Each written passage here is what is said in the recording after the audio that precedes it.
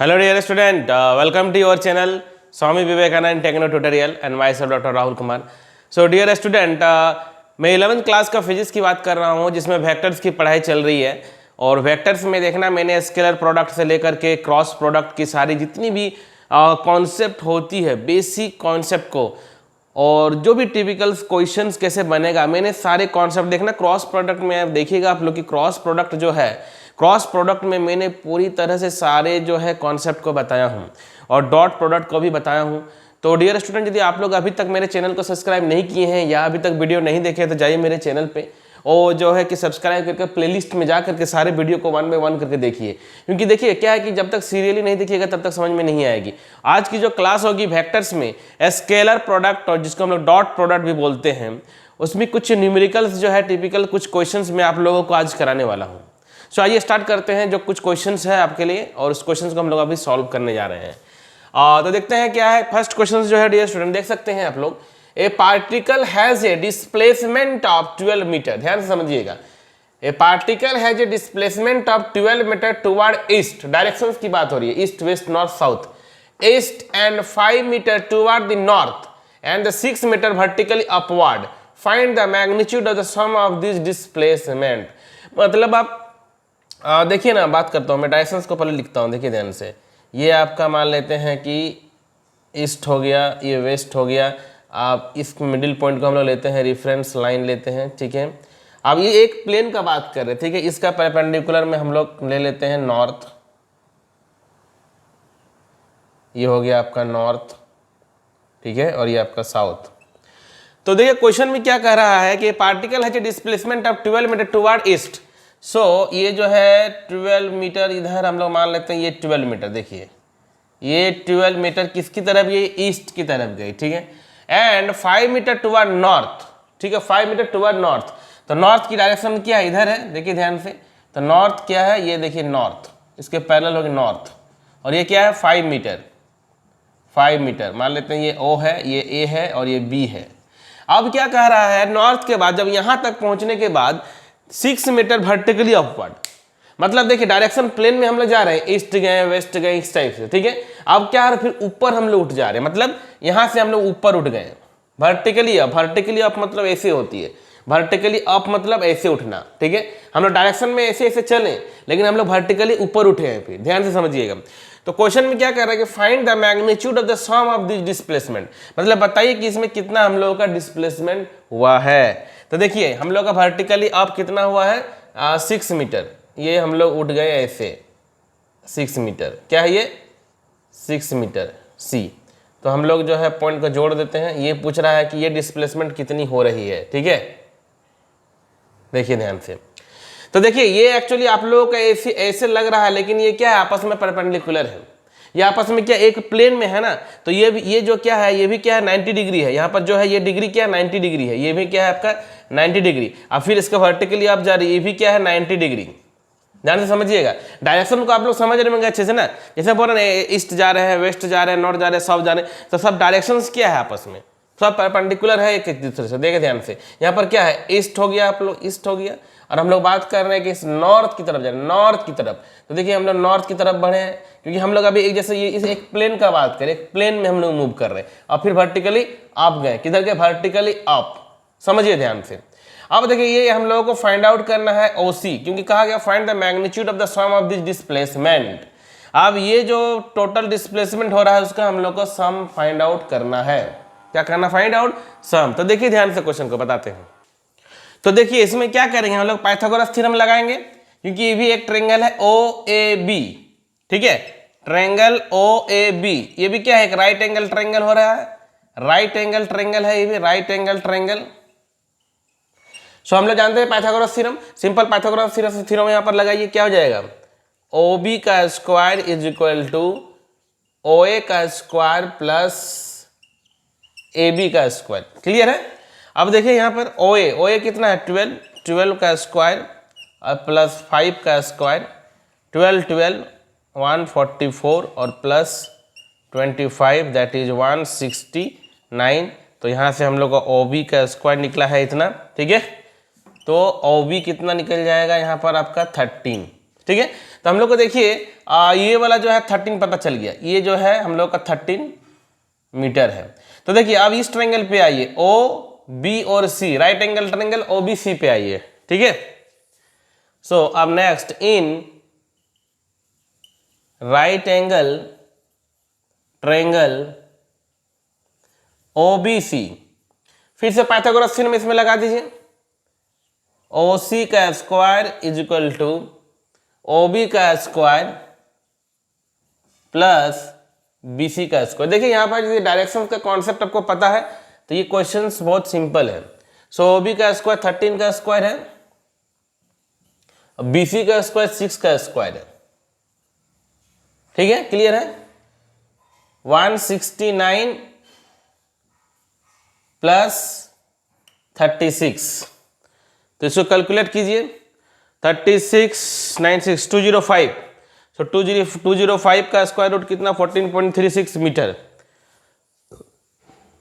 तो ये आ जाएगी आपका रूट स्क्वायर रूट 205 जो है OC का स्क्वायर।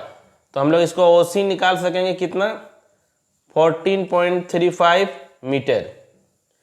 तो देखिए इसमें क्या है, सिंपल डायरेक्शंस का कॉन्सेप्ट है। यदि डायरेक्शन का कॉन्सेप्ट आपको पता है तो ये क्वेश्चंस में कुछ नहीं, सिंपल सा कॉन्सेप्ट है। आगे बढ़ते हैं, देखिए इस क्वेश्चन को समझते हुए जाइए। देखिए नेक्स्ट क्वेश्चन नंबर 2 पे आते हैं। तो इसमें क्या कहा गया कि prove that when the angle between two vector of equal magnitude is 2π/3। आप बताए थे, आप लोगों को याद कीजिए, है ना, जैसे कि बताए थे कि कोई P वेक्टर है या कोई Q वेक्टर है, इसके बीच में एंगल थीटा है। Prove that when the angle between two vectors of equal magnitude is two their magnitude of their resultant is equal to either of them. तो यदि आप लोगों को पता होगा तो इसका रिजल्टेंट का फॉर्मूला जो हम लोगों ने डिराइव किया था p² plus q² plus 2pq cos theta. So यहाँ पर कहा गया है कि जो दोनों वेक्टर है वो इक्वल है, तो मान लेते हैं कि p² प्लस q दोनों बराबर है, प्लस 2p इंटू p, और cos देखिए यहाँ पर कितना थीटा कितना दिया हुआ है 2π/3। तो 2π का मतलब क्या होता है 180 होता है ना, और ये 3 इसको काटिए 60, सो ये 62 मतलब 120 डिग्री हो रही है। थीटा का वैल्यू क्या हो रहा है 120 डिग्री। तो बस थोड़ा सा ट्रिग्नोमेट्री का कॉन्सेप्ट आप लोगों को पता होगा, लगाइए। cos 120 को क्या लिख सकते हैं cos 90 प्लस 30, और cos 90 plus 30 all sine second coordinate है ना, और 90 में क्या हो जाएगा चेंज हो जाएगा, cos 90 का साइन हो जाएगा, तो माइनस साइन 30, और साइन 30 हाफ, तो माइनस हाफ हो जाएगा, ठीक है। तो यहां पर जो होगा cos 120 डिग्री का वैल्यू लिखते हैं, तो p² plus 2p² into minus half, clear हो गया होगा आप लोगों को, ये 2 कट गया, तो ये p² कट जाएगा, खाली p² बचेगा। तो देखिए p आया, तो हम लोग का resultant is equal to p, मतलब either of the vector. Question में कहा रहा था prove that when the angle between two vectors of equal magnitude is 2π/3 the magnitude of their resultant is equal to either of them. समझ रहे होंगे बात को, है ना। जब कहा गया कि दो वेक्टर बराबर है तो और एंगल दिया हुआ है तो प्रूव कीजिए जो r होगा वो कोई भी एक वेक्टर के बराबर होगा। तो देखिए दोनों क्वेश्चंस का स्क्रीनशॉट लीजिए, फिर नया क्वेश्चंस पे हम लोग आते हैं, ठीक है। स्क्रीनशॉट ले लीजिए, आगे बढ़ते हैं। तो देखिए नेक्स्ट 2 क्वेश्चंस जो है ये भी बहुत इंपॉर्टेंट क्वेश्चन है, और एक्चुअल में देखिए क्वेश्चन जो है कि आप लोगों को बड़ा लग रहा है, लेकिन देखिए छोटा सा कॉन्सेप्ट है, बस छोटा सा कॉन्सेप्ट को जानने से ही क्वेश्चन बन जाएगी। क्वेश्चन को देख के डरिए नहीं, ऐसा नहीं कि डर रहे क्वेश्चन इतना बड़ा है, तो ध्यान से समझिए। देखिए क्या कहा गया कि work done by a force, work और फोर्स का जब बात आ रहा है तो समझिएगा, force work is equal to क्या बताए थे फोर्स F.S, समझिएगा बात को। हम लोग बताए थे लास्ट में जब बताए थे वर्क क्या होती है F.S, जैसे A.B is equal to AB cos theta होता है ना, वैसे ही वर्क जो है स्केलर क्वांटिटी है, वर्क स्केलर क्वांटिटी है, फोर्स और डिस्प्लेसमेंट दोनों वेक्टर क्वांटिटी है। तो यहाँ पर वर्क स्केलर क्वांटिटी है जो डॉट प्रोडक्ट हो रही है, दोनों में क्या है डॉट प्रोडक्ट। तो dot W is equal to F.S where S is the displacement of body. देखिए गिवन है, देखिए फोर्स हम लोगों का जो है कि गिवन है, यहाँ पर ध्यान से समझिएगा। जो फोर्स है वो दी हुई है कितना 2I plus 3J plus 4K Newton, ठीक है। A body is displaced from the position, देखिए पहला पोजिशन है ये आपके पास, पहला पोजिशन देख रहे हैं हम लोग ये है, एंड दूसरा पोजीशन ये है। मतलब आप लोगों को कहानी समझ में आ रही है क्या है कि मान लेते हैं कि कोई ऑब्जेक्ट है मेरा, इसमें हम लोगों ने फोर्स लगा दिया हूं, तो ये पोजीशन मान लेते हैं पहला पोजीशन r1 से, ये जब फोर्स लगा दिए तो बॉडी में हो गया डिस्प्लेसमेंट, है ना। तो ये बॉडी जो है डिस्टेंस कितना डिस्टेंस मूव कर गया r2। तो यहाँ का जो डिस्प्लेसमेंट का बात करेंगे कि कितना डिस्प्लेसमेंट हुआ है, तो क्या बोलेंगे r2 माइनस r1, है ना। बात समझ में आ रही है ना। इधर हम लोग कोई बॉडी को धकेल दिए, तो मान लेते 10 मीटर चल गई, बात को समझिए, 10 मीटर चल गई, ठीक है 10 मीटर। तो पहले का कुछ था अपना, तो हम लोग क्या करेंगे, यदि हम लोग को डिस्प्लेसमेंट निकालना है तो क्या करेंगे, फाइनल माइनस इनिशियल करेंगे, फाइनल माइनस इनिशियल करेंगे, मतलब हम लोग का टोटल डिस्प्लेसमेंट जो हम लोग का इनिशियल पोजीशन पे है। तो डिस्प्लेसमेंट हम लोग का कितना हो रहा है देखिएगा ध्यान से। मान लेते हैं कि s जो है डिस्प्लेसमेंट है, तो वो क्या हो जाएगा r2 माइनस r1 हो जाएगी। अब r2 माइनस r1, दो वेक्टर को माइनस करना बहुत सिंपल है, दो वेक्टर को माइनस करना बहुत ही सिंपल है। सिंपल जैसे हम लोग माइनस करते हैं नॉर्मल, वही माइनस करना है, 2i plus 3j plus k, है ना। तो i माइनस 2 है तो माइनस i होगा, j और माइनस 3j तो माइनस 2j होगा, और k माइनस k तो 0 हो जाएगा। तो ये हम लोग का s इतना निकल गया है, ठीक है। वर्क का बात करते हैं, बताइए कि वर्क कितना होगा। तो w इजिकल तो हम लोग क्या जानते हैं, बताइए f डॉट s जानते हैं ना, f डॉट s। सो f का वैल्यू क्या है देखिए ध्यान से, ये वेक्टर f है हम लोगों के पास में। तो डॉट प्रोडक्ट में देखिएगा मल्टीप्लिकेशन मैंने बताया था i डॉट i, है ना, i डॉट j, क्या कॉन्सेप्ट देखिएगा समझ में आप लोगों को आना चाहिए। लास्ट क्लास यदि नहीं देखे हैं तो डॉट प्रोडक्ट वाला देख लीजिए। ऐसे में इस क्लास का डिस्क्रिप्शन बॉक्स का नीचे में जो क्लास का जो है कि लिंक भी डाल दूंगा, आप लोग वहां से डायरेक्ट जो है क्लिक करके देखिएगा आराम से, ठीक है। यदि मान लीजिए भूल गए हैं तो वहां से मैं डिस्क्रिप्शन बॉक्स में डाल दूंगा इसका लिंक, जो है कि आप वहां से देख सकते हैं। तो देखिए डॉट प्रोडक्ट में मैंने क्या बताया था कि i डॉट i, क्योंकि a dot b, A B cos theta होता है, a dot b A B cos theta, और कॉस थीटा क्या होता है, दोनों वेक्टर यदि सेम रहता है तो कॉस एंगल 0 होगा और कॉस 0 1 होता है। तो इसीलिए डॉट प्रोडक्ट में क्या करते हैं कि सिमिलर को बस हम लोग मल्टीप्लाई करेंगे, क्योंकि i डॉट j करेंगे तो 0 होगा, j डॉट k करेंगे तो 0 होगा। तो i dot i, j dot j, k dot k, समझ रहे हैं बात को। तो देखिए i के साथ i को मल्टीप्लाई कीजिए बस, तो -2 होगा, ठीक है। अब देखिए j को j के साथ मल्टीप्लाई कीजिए तो 3 और -2 तो -6 हो गया, ठीक है। देखिए ना 2 -2 3 और 2, 3 और 2 6 हो गया, 4 k तो 0 है, उधर k 0 है तो 0 हो जाएगी। तो मेरा यहाँ पर आ गया -8, तो ये जूल हो गया, कितना हो गया ये 8 जूल। बेसिकली हम लोग क्या कहेंगे इसको कि 8 जूल हम लोगों का जो वर्क आया है वह 8 जूल आया है, ठीक है। तो देखिए वर्क का जो होता है बेसिक डेफिनेशन आना चाहिए f dot s, a dot b कैसे हम लोग स्केलर को मल्टीप्लाई करते हैं, ठीक है। जरूर से लास्ट क्लास को देखिए, ठीक है। तो ये क्वेश्चन हो गया। देखिए क्वेश्चन बड़ी है, डरने का बात नहीं है, क्वेश्चन देख के डरना नहीं है, बेसिक कॉन्सेप्ट नॉलेज है आपको। यदि सिंपल सा डॉट प्रोडक्ट का कॉन्सेप्ट आपको पता है तो क्वेश्चन आसानी से बन जाएगी, ठीक है। आगे बढ़ते हैं, देखिए क्वेश्चन नंबर 4 को ध्यान से देखिएगा। Find the value of p, ये p का वैल्यू बताइए फॉर विच द वेक्टर, कोई a वेक्टर है b वेक्टर है ना, जब क्या कहा गया है कि परपेंडिकुलर है और ये पैरेलल है। तो बताइए क्या कंडीशन बताया था कि कोई दो वेक्टर आपका परपेंडिकुलर है स्केलर प्रोडक्ट के केस में। तो क्या है फॉर्मूला, हम लोग जानते हैं ना कि a dot b is equal to A B cos theta. Perpendicular का मतलब क्या होता है, theta is equal to 90 degree, cos 90 0। तो क्या कंडीशन आता है, a dot b is equal to 0। तो बस a dot b is equal to 0 कर दीजिए, वैल्यू आ जाएगा। तो आइए करते हैं।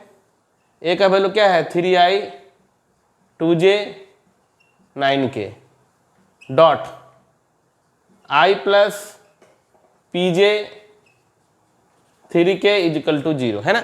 अब डॉट प्रोडक्ट में मैंने कहा है कि सेम सिमिलर के साथ मल्टीप्लाई कीजिए बस, i j j k k बस। तो 3 इंटू 1 तो 3 हो जाएगा, 2 इंटू p तो प्लस 2p हो जाएगा, 9k 9 3 27 इजिकल टू 0 हो जाएगा। सो 2p इजिकल टू 3 20 30 हो गया तो -30 हो जाएगी। तो यहाँ से p इजिकल टू -15। तो देखिए अब सिंपल सा कॉन्सेप्ट है, बस जानना होगा, बस कोई सब में क्वेश्चन में ज़्यादा कुछ है नहीं। यदि बेसिक कॉन्सेप्ट आपको डॉट प्रोडक्ट की आती है तो आप इस सब क्वेश्चन को आराम से बना सकते हैं, ठीक है। नेक्स्ट क्वेश्चन में क्या कह रहा है कि पैरेलल। सो पैरेलल के लिए क्या कंडीशन है, पैरेलल के लिए क्या कंडीशन है, मेरे पास कोई दो वेक्टर है जी, ध्यान से देखिएगा। मान लेते हैं कि ए इजिकल टू, देखिए यहाँ पर दिया, इसी क्वेश्चन को बता रहा हूँ, 3i plus 2j plus 9k और i plus pj plus 3k। समझ में आ रहा होगा आप लोगों को। तो मान लेते हैं कि कोई दो वेक्टर को यदि हम लोग बोलते हैं कि पैरेलल है, तो पैरेलल के लिए क्या कंडीशन है, a equal to lambda B. तो थोड़ा सा मैं ब्रीफली आपको बता देता हूँ सेकंड नंबर क्वेश्चन के लिए। देखिए यदि मेरे पास कोई एक a वेक्टर है तो ये a1 i plus a2 j plus a3k कोई एक वेक्टर है, ठीक है। दूसरा मान लेते हैं कोई b है, सो b1 i plus b2 j plus b3k। अब ये दो वेक्टर आपका पैरेलल होगा आपस में। ये दोनों वेक्टर कब पैरेलल होगा, जब ये आपस में एक स्केलर मल्टीपल होगा, मतलब a equal to lambda B, a equal to lambda B, मतलब a1 equal to lambda b1, a1 equal to lambda b1, a2 equal to lambda b2, a3 equal to lambda b3। हम लोग ये कह सकते हैं कि a1 by b1, a2 by b2, a3 by b3 equal to lambda. Okay, so ध्यान से समझिएगा। अभी हम लोग इस पे आते हैं। देखिए a1, a2, a3, b1, b2 और b3 यहाँ से हम लोग निकाल सकते हैं। सो वैल्यू पुट कीजिए। a1 का वैल्यू कितना है, देखिए 3 है, 3 हो गया। यहाँ पर कितना है a1, तो ये a1 हो गया। b1 को देखिए ध्यान से कितना है, यहाँ पर देखिए ध्यान से 1 है। a2 को देखिए 2 बाई पी, 2 बाई पी। यहाँ पर देखिए 9/3, 9/3। समझ में आ गया होगा आप लोगों को, क्लियर है, देख लीजिए ध्यान से, ठीक है। तो यहाँ तक कोई डाउट नहीं होना चाहिए। क्या है, ये आपस में सब इक्वल है, सब इक्वल है, रेशियो जो इक्वल है a1 by b1, a2 by b2, ठीक है। अब यहाँ से हम लोग कोई p का वैल्यू निकालना है तो कोई भी दो ले लीजिए, इसी दो को ले लीजिए, तो हम लोग का निकल गया ना p का value. So p equal to, देखिए ध्यान से, p इक्वल टू 2/3। तो ये कंडीशन है परपेंडिकुलर। जब डॉट प्रोडक्ट में करते हैं तो a dot b equal to 0 है। पैरेलल के लिए हम लोग देख सकते हैं लैम्डा बी, ये वाला रिलेशन याद रखिएगा, a1 by b1, a2 by b2 और a3 by b3 equal to कोई स्केलर मल्टीपल, ठीक है। तो ये रिलेशन आप याद भी कर सकते हैं, डायरेक्ट बना सकते हैं कि a dot b equal to 0 perpendicular के लिए, और पैरेलल के लिए simple a1 by b1, a2 by b2, a3 by b3। और डॉट प्रोडक्ट का जो सिंपल मल्टीप्लिकेशन मैंने आप लोग को बताया वो थ्योरी क्लास में स्केलर और डॉट प्रोडक्ट का, वहाँ से एक बार आप फिर से रिवाइज कर लीजिए। और ये 4 क्वेश्चन जो मैंने बेसिक क्वेश्चन आप लोगों को बताया हूँ। देखिए अभी जो पढ़ाई चल रही है बच्चों, ये बेसिक पढ़ाई चल रही है, आप लोग समझिए पढ़ाई को, सीखिए पढ़ाई को, सारी टेक्निक को समझिए, फिजिक्स का कॉन्सेप्ट को समझिए, समझ जाइएगा। जब तब मैं आप लोगों को जो एक सीरीज लाऊंगा IIT JEE का जितना भी क्वेश्चन है उस सबको बारी बारी से कराऊंगा, लेकिन अभी नहीं कराऊंगा। अभी आप लोगों को पढ़ना है, आप लोग को समझना है, उसके बाद जो होगा कि सीरीज चलेगी चैप्टर वाइज, उसमें आप लोग कुछ इंपॉर्टेंट क्वेश्चन JEE का भी कराया जाएगा, JEE और नीट में जो आया वो क्वेश्चन होगा। तो ठीक है डियर स्टूडेंट, आप लोग को ये सब समझ में आ गया होगा। तो आज के लिए इतना ही रखते हैं। Bye all of you, take care.